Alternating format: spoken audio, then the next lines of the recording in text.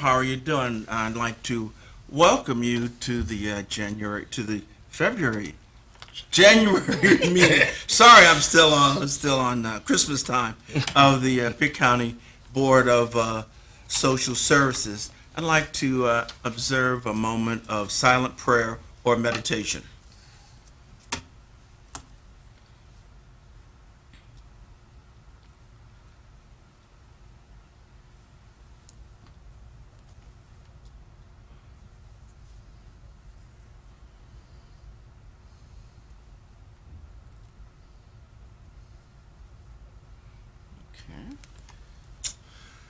All right. Does anybody have any additions to today's agenda? I'd offer a motion that we accept it as presented. Okay. I second that, Mr. Chairman. Okay.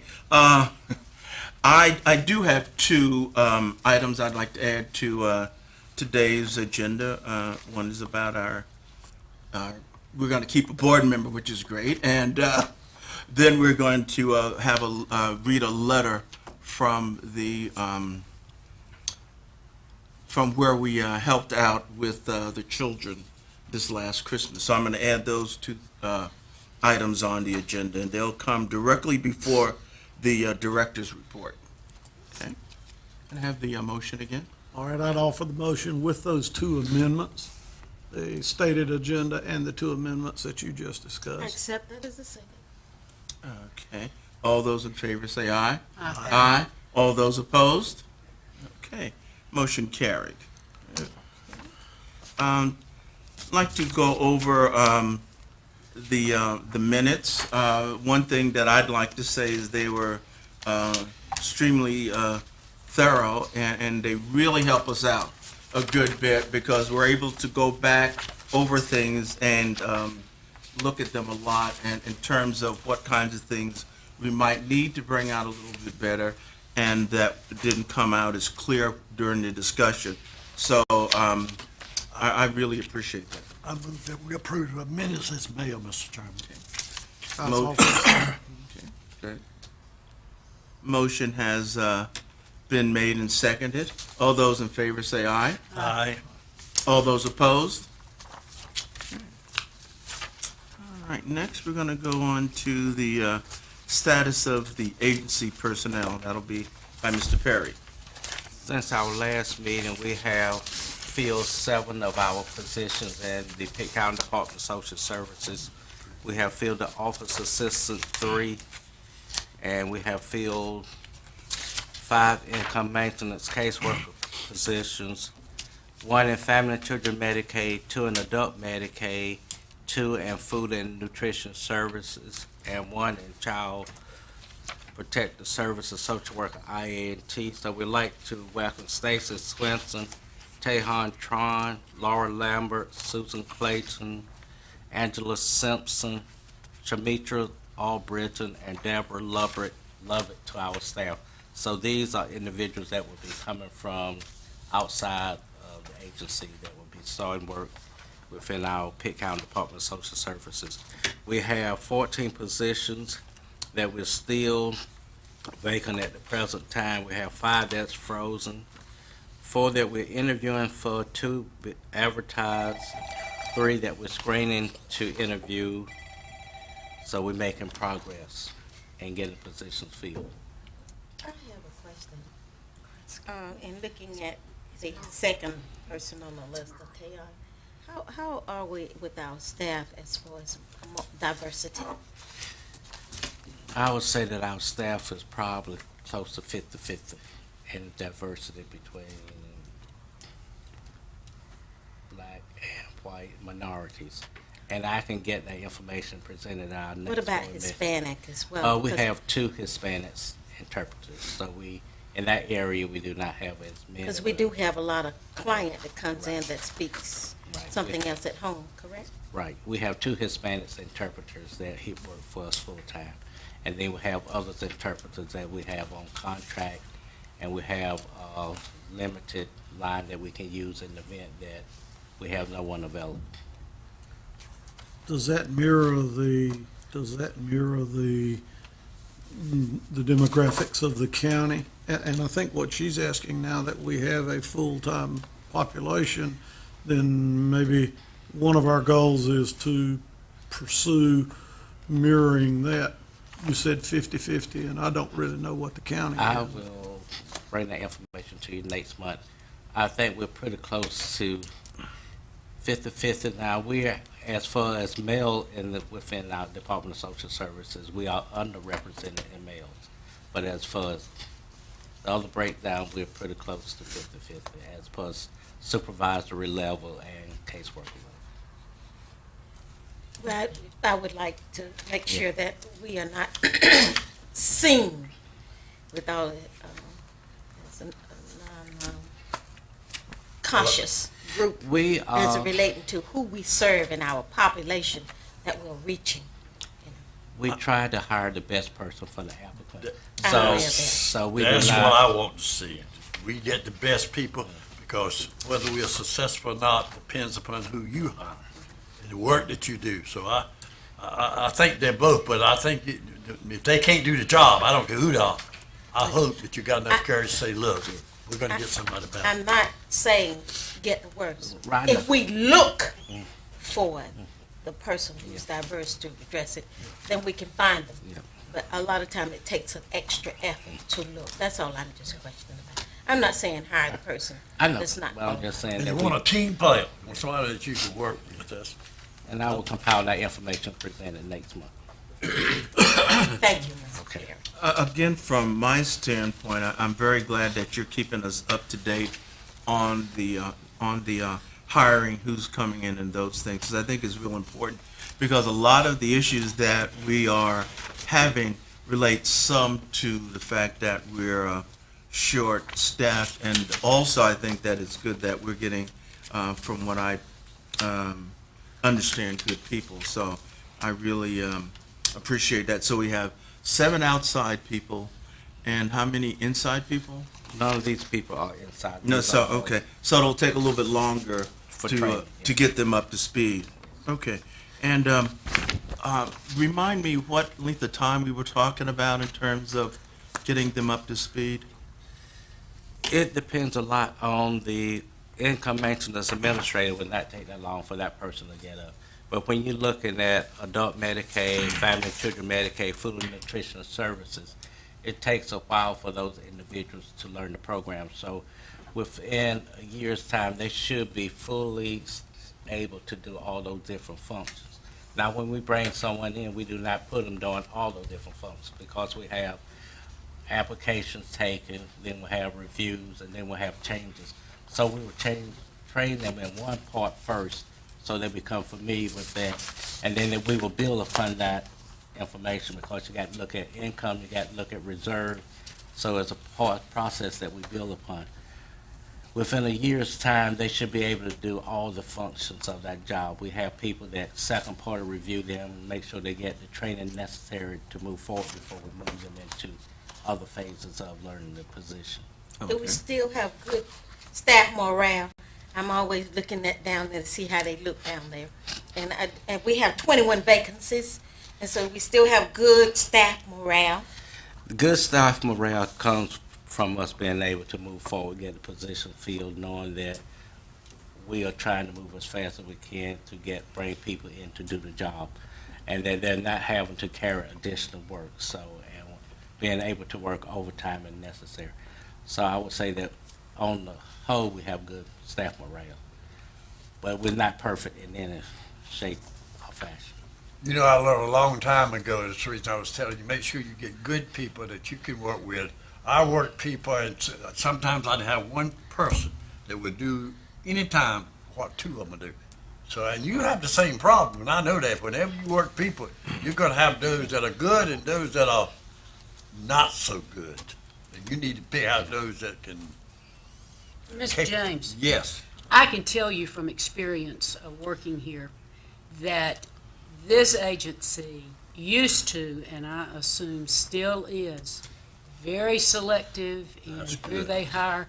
I mean, used to, and again, I hope now, you take pride in working at Department of Social That's Services. good. And very they good. take their time, they find the right employee, Good. and that's one good thing about Pitt County. Yeah. That's good. I can mirror That's very that good. statement. I work with employees fairly often in adult protective services, at least once or twice a week, and I found them to be very helpful in terms of things that I need to get, returning calls, finding out information, doing things like that, and other procedures. So I've been very happy with the people that I work with, and that's really been a very positive experience for me and from the other people that have similar positions at the hospital. Even the temporaries that they brought in to work with the food and nutrition recently, and the LEAP program, they are experienced, they're workers I've known in my history, and they're all excellent at what they do. All right, well, that's, again, kudos to the employees, and we all, as board members, we all appreciate what you do, because we know you're working under some kind of difficult circumstances at times, and you've been willing to step up, so we do appreciate that. I'm sorry, yes. I thought, when we ask a question like that puts George on a terrible position. Well, how's your morale, George? Is there anybody doesn't like you? Not to be funny, but to say, are there surveys? Many agencies have confidential inter-office surveys. Do we have, or does that go on in this department, surveys that generally pertain to your working environment and morale? It's a definition of that. And maybe Dwayne can answer us as the executor of the funds. Does the county have that? Do they do that on a basis either countywide or within this department? Not that I'm aware of. I'm not aware of a organized or routine Yeah. employee satisfaction type of survey. Many employee satisfaction survey, that many companies use that, and I just wondered, because it's a terrible position right here in front of the cameras to say, well, how's your morale?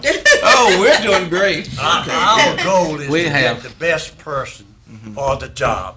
That's the number one thing, and then you go back to that. But if you're gonna put this, hell, that, the thing is to be able to do that job, and then you don't have those problems.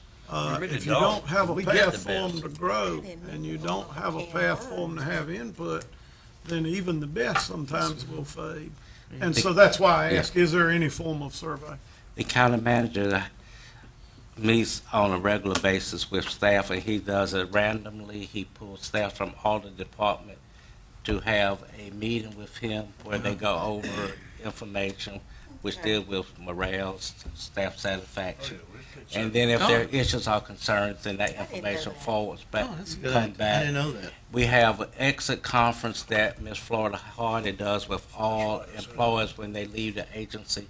So if there are any issues or concerns, they have opportunity to do that anonymous, and then that information flows back. So based upon that, I would say that I haven't heard any complaints coming Thank you. back from the county manager or from Ms. Hardy on issues or concerns within Pitt County Department of Social Service. That's good to know. Well, I think that's good that we're doing some things, and there may be some things that we can talk about and think about as well. But that's a good idea. I certainly was not aware of those meetings and things that were going on. Okay. Next, we have budget amendment, a series of budget amendments. Something's going on. Maybe it was something going on today. And Head sauerkraut. could be. Peggy, Quinn, and you can just do all these in Yes, sir. sequence. Since the last meeting, we've received $206,247 for low home income or energy assistance. That's additional funding. We also received $466,915 additional funding for the Crisis Intervention Program.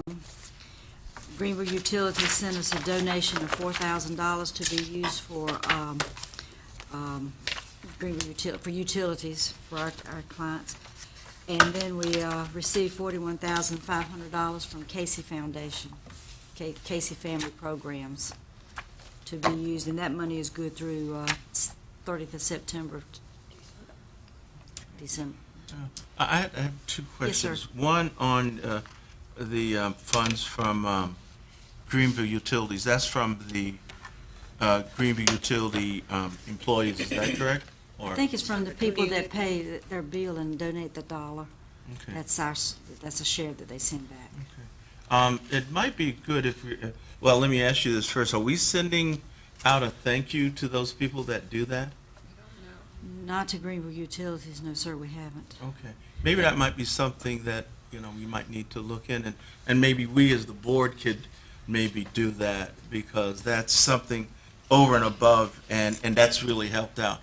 $4,000, and we've got another money from them earlier on. I'm not sure of the amount, but that's a lot of money for one company to come up with, and it's very important that we show them that we do appreciate it and that we do care about that.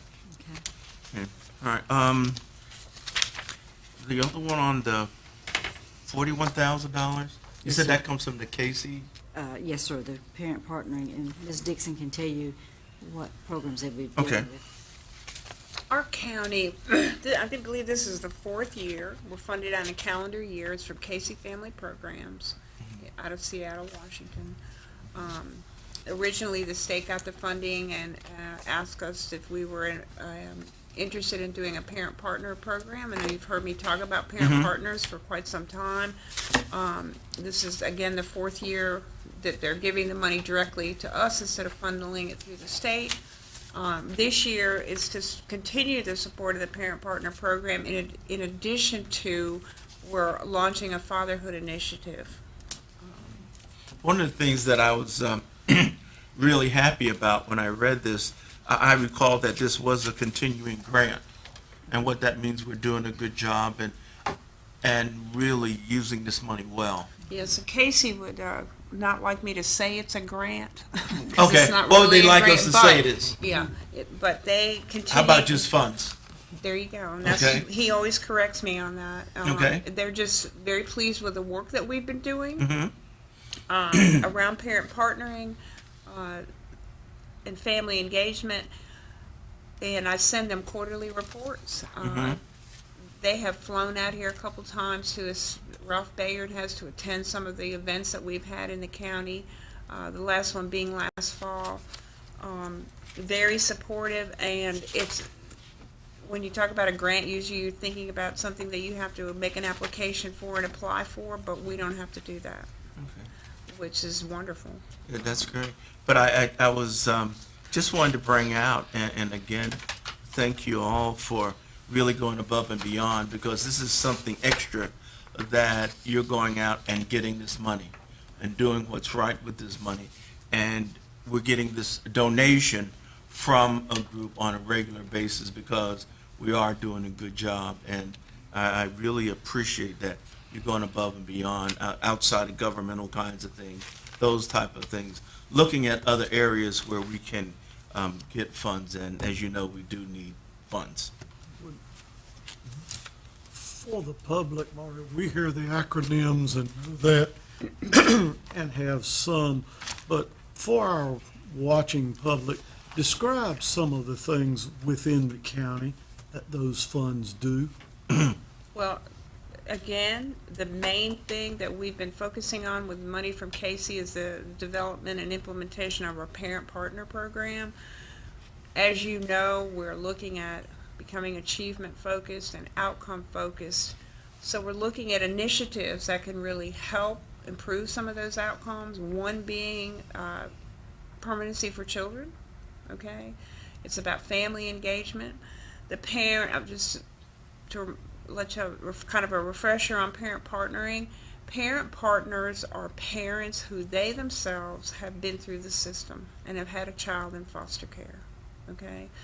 Once they've been successfully reunited with their children, After 12 months, we engage them to become parent partners, to work with parents who have children in care, because nobody can talk about it better than somebody else that's experienced it.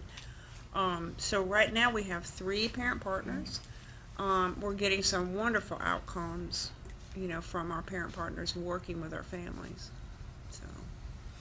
Thank you. And if I could say, I have, since I retired, I have been invited to be a part of some of these committees that Margaret has initiated. And I don't think anybody on this board realizes the amount of work that Margaret Dixon has put into getting these programs into Pitt County. And had it been to sit back and wait for the county or for us to approve or for the county commissioners to approve, probably wouldn't have happened. And Margaret has done a huge amount of work. And as I said, I have been actively involved in some of the meetings surrounding these programs that Margaret has gotten started here in Pitt County, and they're great. Again, we really appreciate that and appreciate that initiative, because as I sit on the board, I see things that people have done far and above, going out looking for things, doing extra little things that it really showed it's more than a job, and you're really concerned about the people of Pitt County. Okay. I'd like to get a motion on this.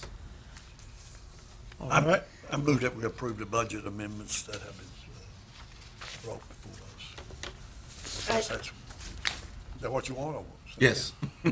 I need a second. I second. Okay. The motion has been made and seconded. All in favor, say aye. Aye. All those opposed? Okay, motion carries. Okay. Next, we're moving to the, I'm gonna try to say this right, LEAP? Yes. LEAP update. And Gwendolyn, you're gonna do that. Yes. I wanted to update the community on how the LEAP program is going. That is the Low Income Energy Assistance Program. And the budget amendment that Ms. Quinn just did, the first budget amendment, that amount was added to our initial amount that we received for the LEAP program. So we started out with $303,536. The total amount of funding for that program now is $509,783. So we did get additional funding for the low energy income assistance program. So right now that program is serving a target population of folks who are 60 years or older. So anyone who has someone living in their household who is 60 years or older can apply at this point. That started December 1st, 2012, and the target population can continue to apply until January 31st, 2013. So they have until January 31st where anyone in the household that has anyone in their household 60 or above can apply. Or if you are disabled and receiving services through the Division of Social Service of Adult Services, you can apply during this period.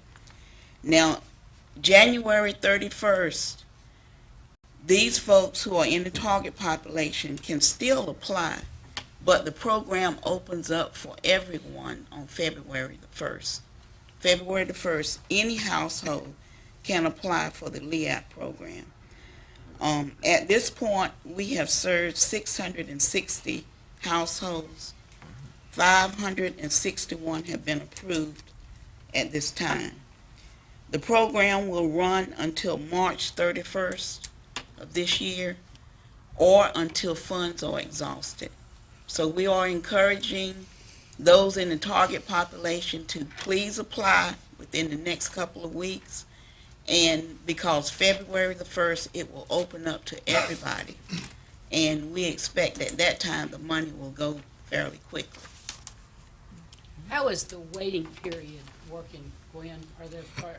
Is the waiting room just packed and jammed and? Not right now. Initially, for about the first week and a half, the waiting room was packed. Then it started to slow down quite a bit. In serving the elderly population, some of them have problems getting into the office. So we have those who call and cannot come into the office. We have been doing telephone applications with them, where we do the application over the telephone, send it to them for their signature, and then send it back to them, and whether they're approved or not. So we've done quite a few applications that way already to assist them.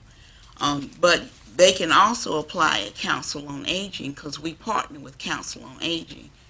They have someone there that takes applications and then send them to the Department of Social Services for processing for eligibility.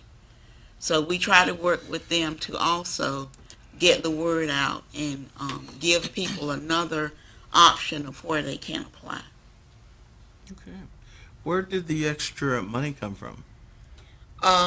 Sometimes these are federal funds, Mm-hmm. and oftentimes we might not even know that we're going to get additional funding.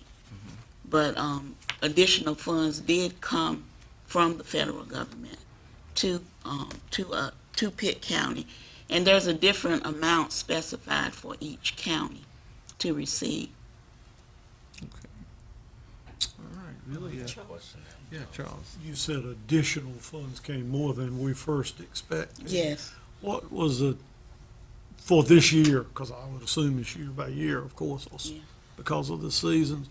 What was the total, what would have been our total, roughly, our Okay. total dollars for this assistance? Our beginning total at the beginning of the program was $303,536.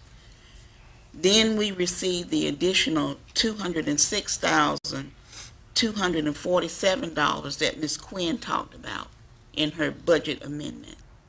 So roughly 500 and. Yeah, it brought the total for this year to $509,783.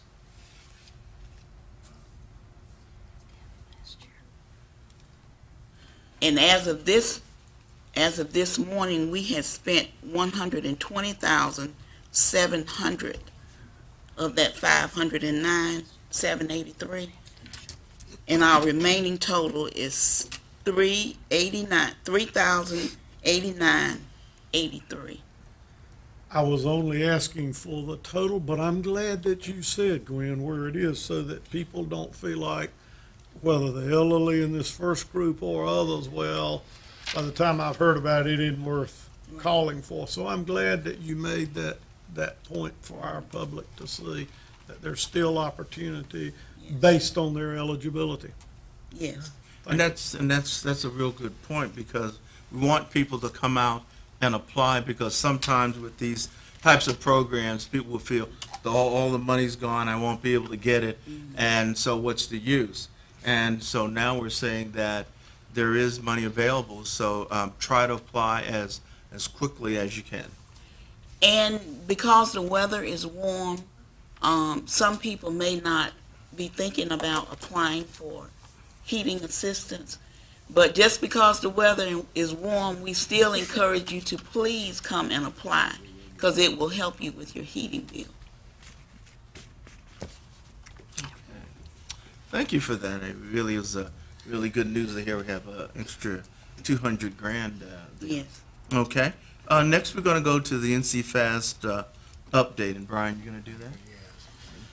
The NC Fast case management system has, the second phase of that was implemented beginning December 17th.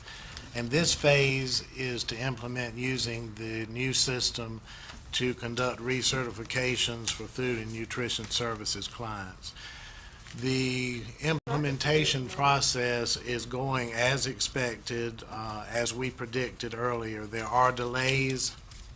The cause and the reason for delays are twofold. One, the existing cases have to be converted and keyed into the new system manually in order to get a recertification done. The second piece of it is the schedule did not allow any counties time to work, continue to work in the old system with recertifications while working with learning how to do the recertifications in the new system. So when December 17th came, the employees had completed their training the end of November, the first part of December. All recertifications have to be keyed and converted in the new NC-FAST system. And that's where the temporary employees that we were fortunate to hire, they're working on helping the caseworkers with conversions to get them into the system, but it is still a slower process because of the manual work that has to be done with it. In the long term, it will be beneficial and should be a more efficient process. But currently, the system that the state purchased, the old system does not transfer electronically the existing cases we had with all the information. So that's why things are going as slowly as they are now. We are working with clients who are having delays in receiving their benefits for recertification by connecting them with our food bank partners to help them get food to fill in until the benefits are available. We have put an outgoing message on all of our food and nutrition services employees' phones advising that delays can be expected, that we can make referrals and connect them with partners in the community to help assist with food. We have also posted this in our lobby at the Human Services Center and in the caseworkers' offices. And the posting we have done indicates a toll-free number that's available so clients can check and know when their benefits are available before they begin the shopping process. That number is also on the back of the EBT card that clients use to access their benefits. We have had assistance on site from the State Department of Health and Human Services. They arrived on December 15th, and they will be with us through the remainder of this week before they move on to another county that is beginning this implementation process. So we're thankful clients that I've spoken with and other caseworkers have spoken with on the phone. We're trying to keep them informed of the status of their case when they call, trying to give them an idea of the time frames we're working under and making the referrals. And most of the people we're talking with, they want to know the status and know how we're doing with it. But I am appreciative. We have had a lot of people who are being very patient with us and are understanding the process we're working through. And this is going to be a temporary thing, but it's going to be a while until all the cases we have over a period of several months are reviewed and that information is added to the new system.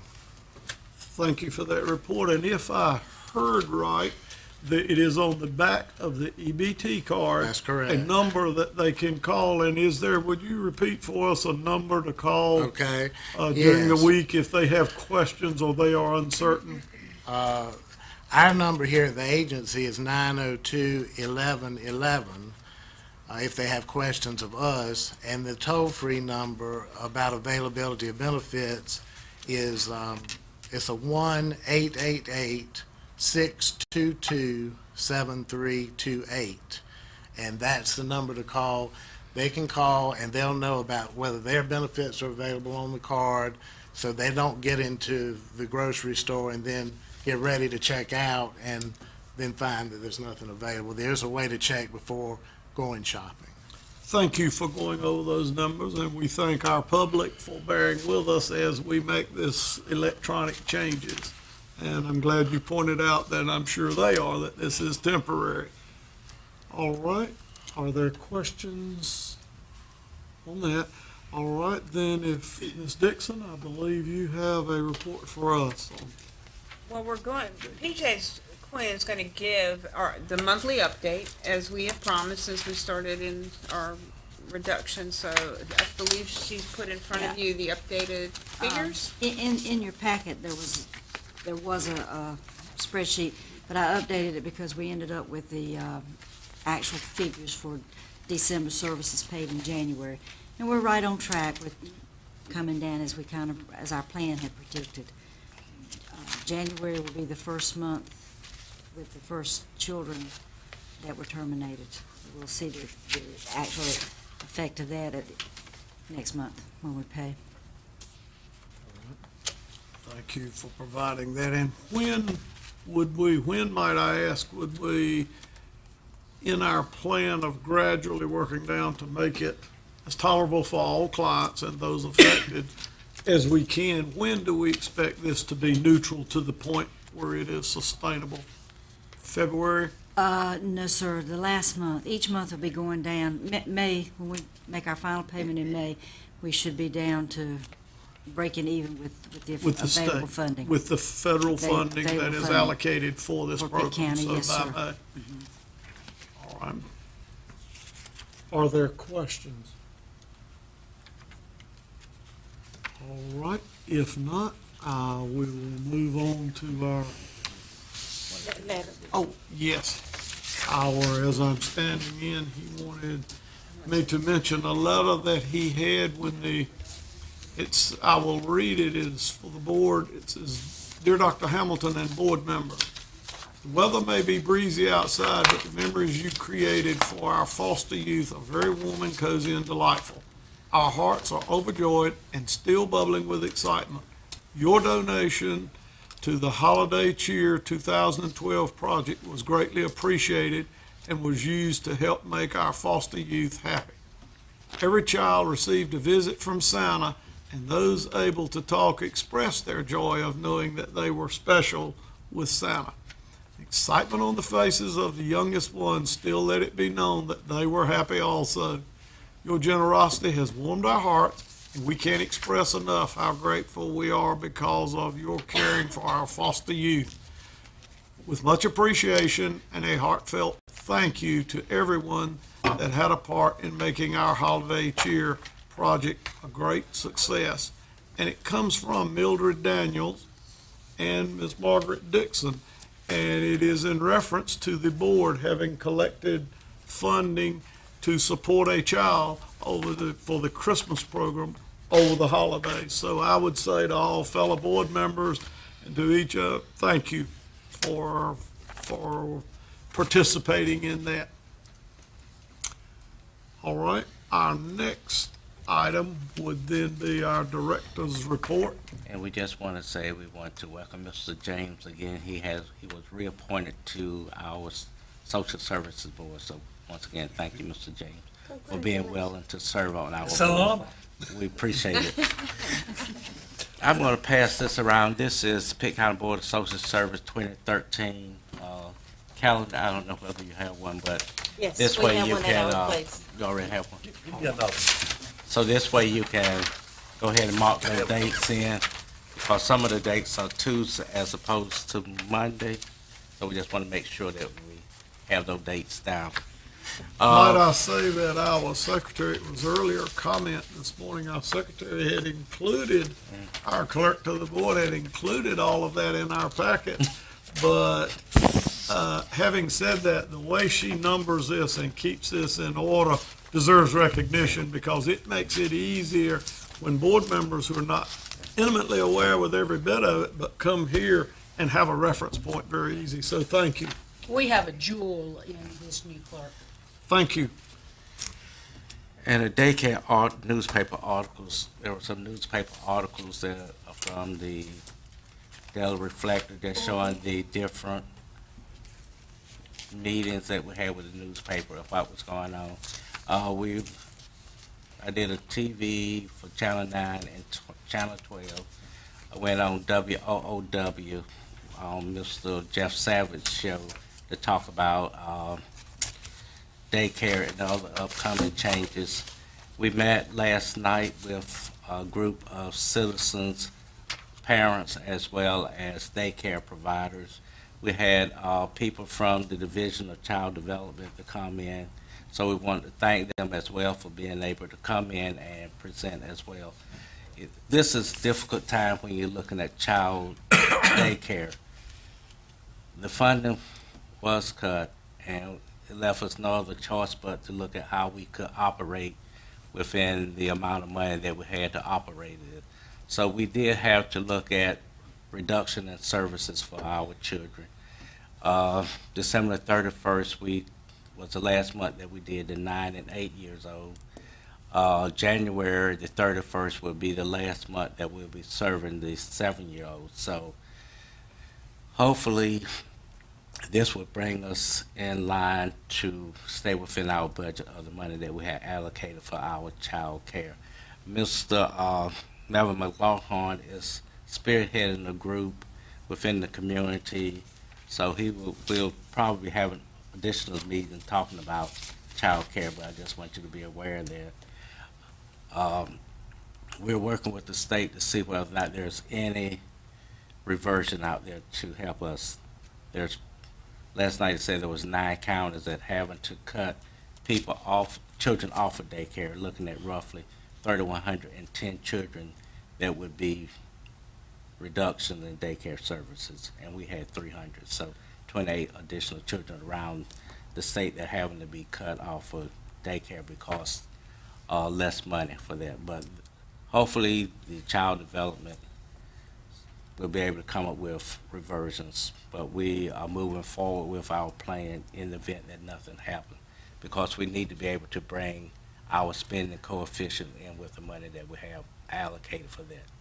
So we just want to be aware of that. We'll keep you aware of any upcoming changes in that. Mr. Perry, how many children as of this date have been cut from the daycare program in From Pitt County? Pitt County, we will cut 167, what was cut in December. We'll be cutting roughly 100 this month, so it'll be 267 children cut off our daycare program. And this affects all the daycare centers in Pitt County? All that have 9, 8-year-olds and 7-year-olds. So if they have 9, 8-year-olds and 7-year-olds, then they will be affected by the reduction in services. May I make a comment? I would appreciate it if you would write those people that came from Raleigh a letter of appreciation. You know, and I think we should do that.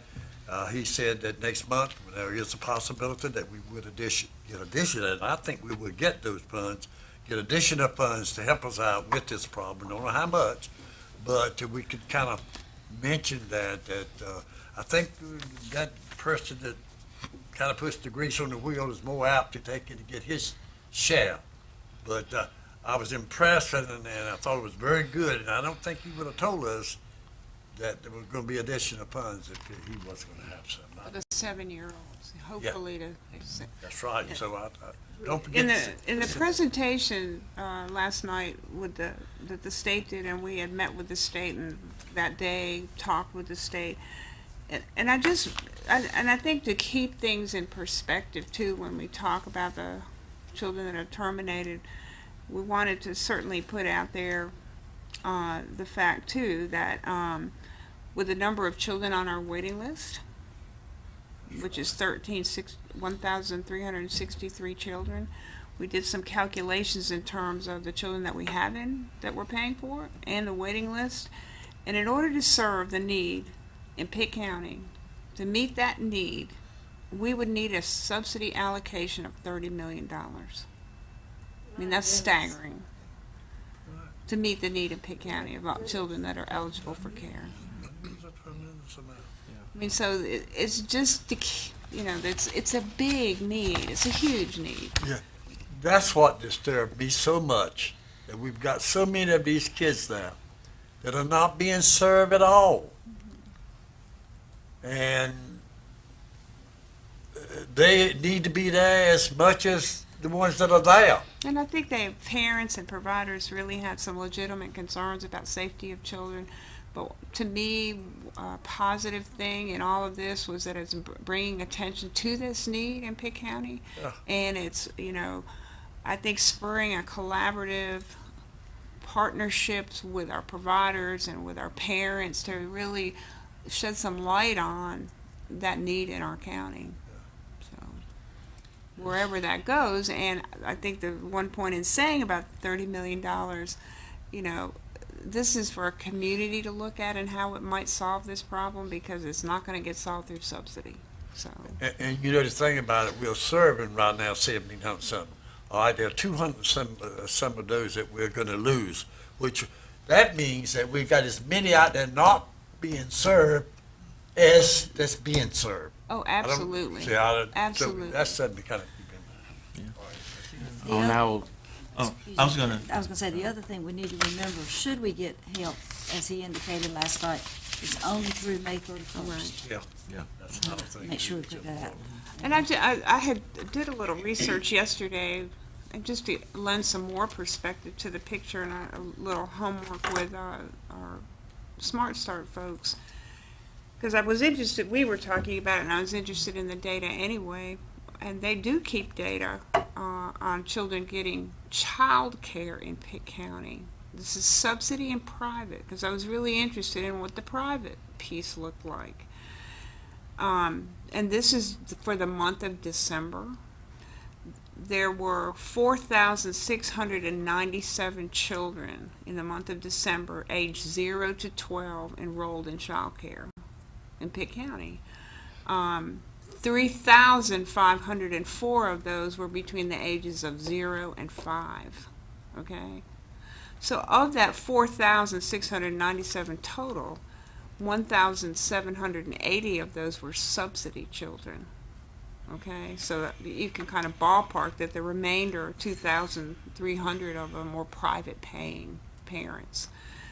And of that 4,000, 1,193 were after-school children in a licensed facility, in a licensed daycare facility, which could be your community schools because they are licensed also. So I thought that was very interesting, just to give the aerial view of what that, activity looked like in daycare. So we had a significant part of that picture. Margaret, I'm very familiar with this.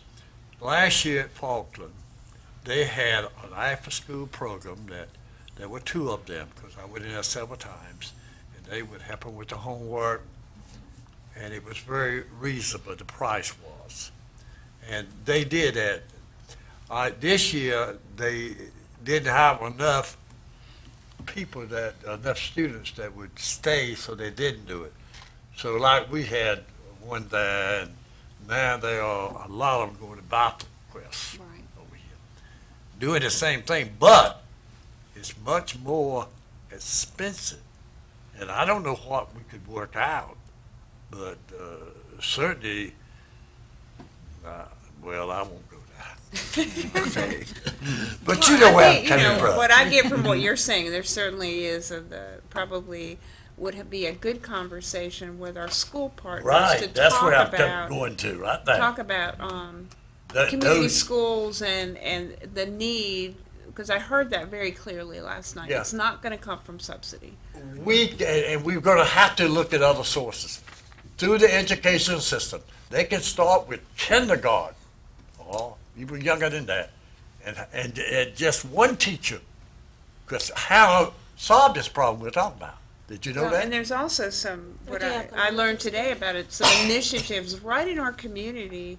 Bridges of Hope Yeah. on 9th Street has an We after-school haven't program. hit So there all are the some things things that we going ought to on be in our doing. community. We're just not all connecting the dots. That's right. So, That's what we got to do. If they could do that, oh my goodness.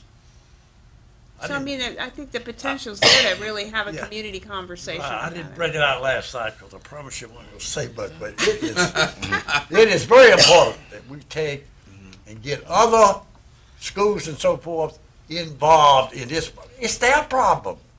If they are not they're not going to be good students. They're not going to stay in school. It's the foundation. And I've said this time and time again. What it is, they're in a cycle, and we've got to break that cycle, and that's the only way we're going to do it. We got to break it because they got to finish school. When the parents finish school, they will demand that their children finish school. It's the same way about going to college.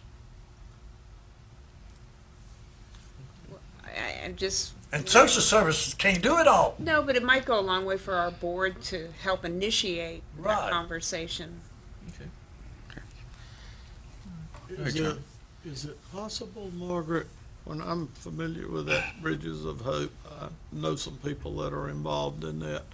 But is it possible that we can look at those as opposed to, we'll say, dollars for your choice of daycare, however it be graded, wherever it's located? Because transportation is always a big key factor in childcare, always is. Definitely. But is it possible to use some of those funds if there is a successful program, as you have said? Is it possible to use any of those funds to even partially or help or 'Cause they have to subsidize? be, well, they have to be licensed, Yeah, after-school programs. Well, our problem would be what I suggest about the schools. Your daycare centers would oppose that. Why? Because they're not going to be having them, I guarantee you. But I'm telling you, it's the way that we can go. And if we did that, then we would have more money to get those that are young to go into the daycare program. Well, I think some of the providers, what I sensed last night, really have some legitimate concerns, and they raised some important issues that other groups are raising also, and to me, they're a very important part of the conversation, the providers are, to be on board with that. And they do a good job, don't get me wrong. I mean, I'm proud of them, all the work that they're doing. Charlie, did you They have- need help. I was gonna just say, I was at the meeting last night, as Eugene and Becky was, and what was interesting to me is the kinds of things that, in particular, some of the providers are doing in terms of the cost that they're eating, in terms of some of the transportation, and how they're not willing to, maybe, don't need to say this, how they were willing to work with people when things got kind of difficult or when the parent was late, which was very interesting because it was, certainly they were there because they wanted the assistance, but also I felt their passion, and that's what was really interesting to me. Is I saw, They're dedicated. I really saw that passion and that dedication. And the other thing that I like, just looking at it from the way it was done, is that you guys had met with the people from Raleigh earlier, you said, right? So you were thinking about some of the questions that people might ask, and so there were 3 people from Raleigh there, or 2? 3 people from Raleigh, and I think that was very good because it wasn't, well, I'll get back to you on that, or that kind of thing. And I really appreciated that because I would say all the questions except for one was answered on the spot. When they asked about the numbers, when they asked about the amounts, all of those were answered pretty much on the spot. There was one that was not answered on the spot, and I think that was for issues of confidentiality. But all the other things that people ask in terms of numbers, where is this coming from? Why are you not doing this? Is this a good idea? They were able to talk about them, which I felt was really good, because I think if you had not been prepared, if you had not had those hard numbers there, things would have went a lot different. So I really appreciate that. In your board pack, you also have the budget calendar for this coming year. That's on page 43. We have not received our budget estimates from the state yet. We will not probably receive those until after February the 15th. We will have to schedule a call meeting to go over the budget so we can get that prepared to delivered to the county manager. I do not think that we will be able to meet the March 1st deadline to get it to the county manager, because we cannot do anything until we get our estimates from the state to plug in all those numbers on the different programs and different things. But I just want you to be aware of the outline for the budget presentation, and once we get everything, budget estimates in, and get everything done, we'll be getting in touch with Mr. Dr. Hamilton to see can we schedule a call meeting to go over the budget for the upcoming year. All right. We're working with Nicole Wilkins on the customer service geared for our staff, so we'll keep you aware of that.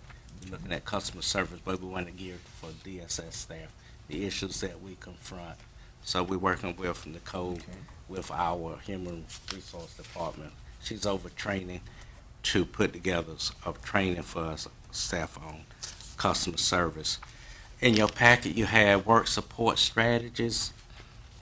This is basically a new plan that the state is looking at no wrong door for clients coming in for services. At the present time, when clients come in for services, they have to apply. If I want food stamps, I talk to a food stamp worker. If I want family and children Medicaid, I talk to a family and children Medicaid worker. If I need daycare, I talk to a daycare worker.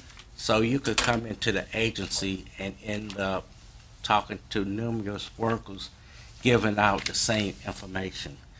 Work support strategies is working towards how can we streamline the information? How can we make it customer focused, customer friendly, and that we can get that information. And when the client come in, they will not have to go through so many different workers when they come in to apply. And it also will help the agency because we will not have to gather additional information. No, food stamp gather the same information, got to have wages and all that information, and then Medicaid gather the same information, daycare based the same information. So client will be only doing it once, we'll be verifying it once, and I know from an employer standpoint, it'll be helpful that you're not getting numerous forms coming in on the same information. So I have the video there, just want to show you what it's all about, work support strategies and upcoming changes, so we can look at the video, about 10 minutes video, for plans coming up.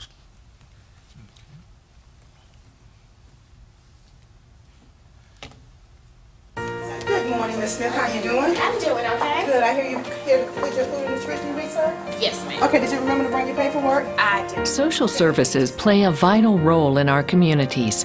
It touches everyone's life in some way, oftentimes in their most vulnerable moments. Well, when I first came to DSS, it was like, I didn't have anybody to keep my kids because I really couldn't afford it. My job was, I couldn't afford to have someone there to keep my kids, so I wasn't able to really go to work like talking about it. We weren't able to take them to the doctor. I mean, it was really a difficult situation. And now, things are so much better. The kids are having nutritious meals now. They have childcare, and now I'm able to get more hours at work. And my life, I would say, has just turned around completely, and I'm thankful.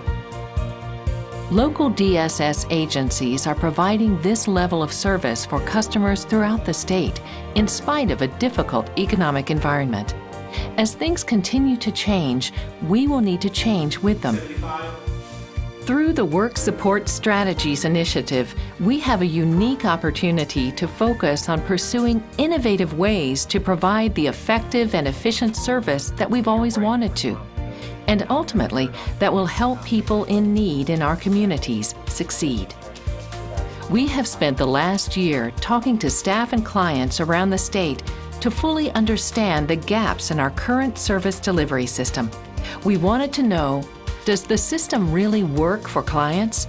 We know that workers are bogged down in paperwork on a day-to-day basis, which makes it real difficult to really engage with families when they come in the door to see you and to tell their stories about what their needs are. We know that 80% of our families do work, and we want to embrace that work, and we want to make it easy for them to access our services and continue to be at work when they need to be there as well. If the policies were a little more streamlined, then it would help the client to understand specifically what it is that we're requesting. And maybe we could just make it simpler and ask for the same thing.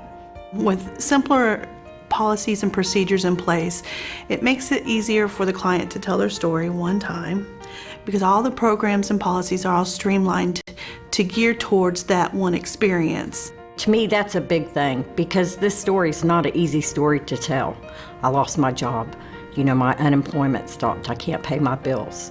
They don't want to say that 3 or 4 different times. If they could say it one time, for the client, it would be awesome, and for the workers, too. Number 82.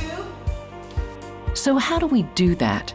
How do we make it easier for staff members to do their jobs so they can provide better service and better outcomes for our clients? Number 82. With work support strategies, what we hope to accomplish and what we're already accomplishing is simplifying our policies, simplifying our procedures, which will lead us to better practice in North Carolina. The Work Support Strategies Initiative has really put some legs to that concept of streamlining and just working more efficiently. We want clients to be able to walk in the door, to tell us what their needs are, and for us to be able to say back to them what all they are eligible for. When we're able to provide all of those services in a real holistic way, that families need us for a shorter period of time and are more successful. Work Support Strategies and NC Fast complement each other very nicely. One, Work Support Strategies being a strategic way of doing business. NC Fast being one of the tools that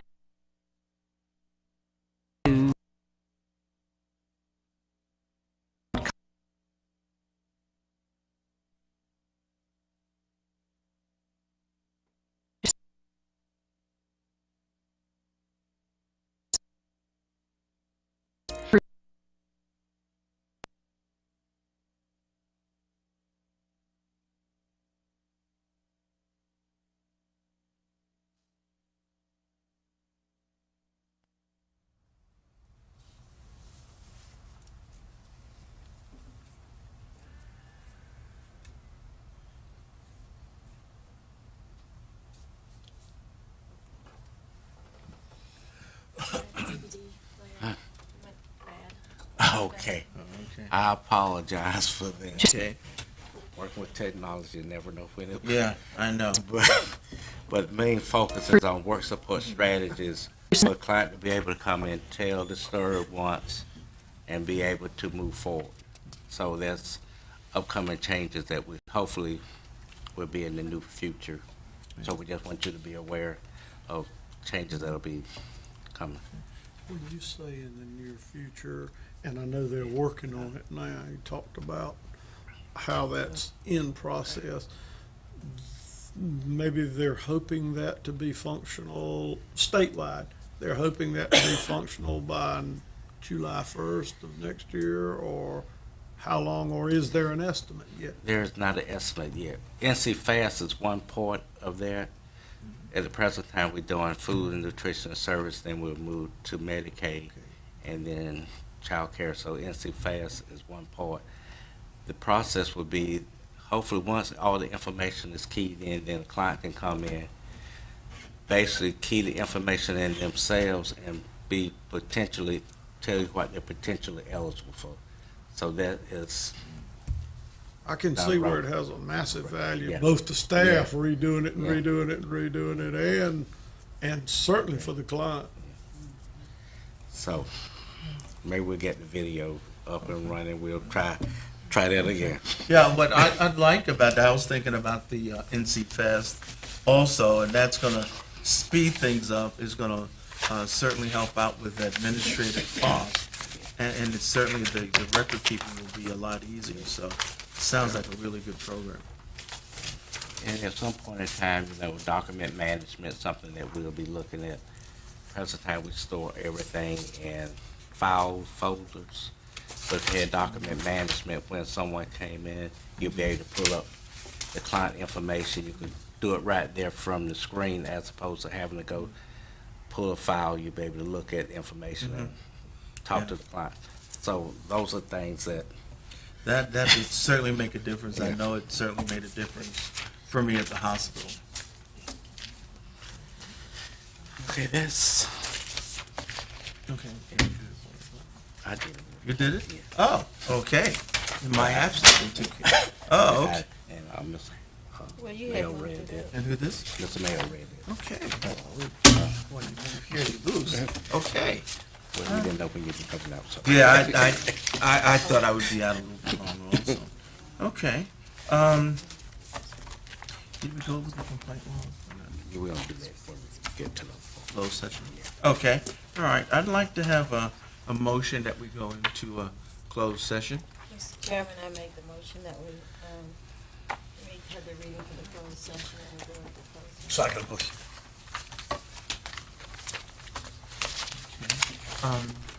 Does she need to read that first before we go into? Yeah, she's, Okay, North Carolina General Statutes 143-318.11 regarding closed sessions. Section A, permitted purposes. It is the policy of this state that closed sessions shall be held only when required to permit a public body to act in the public interest as permitted in this section. A public body may hold a closed session and exclude the public only when a closed session is required. Also, item number 1, to prevent the disclosure of information that is privileged or confidential pursuant to the law of this state or of the United States, or not considered a public record within the meaning of Chapter 132 of the General Statutes. okay. Motion has been made and seconded. All in favor, say aye. All opposed?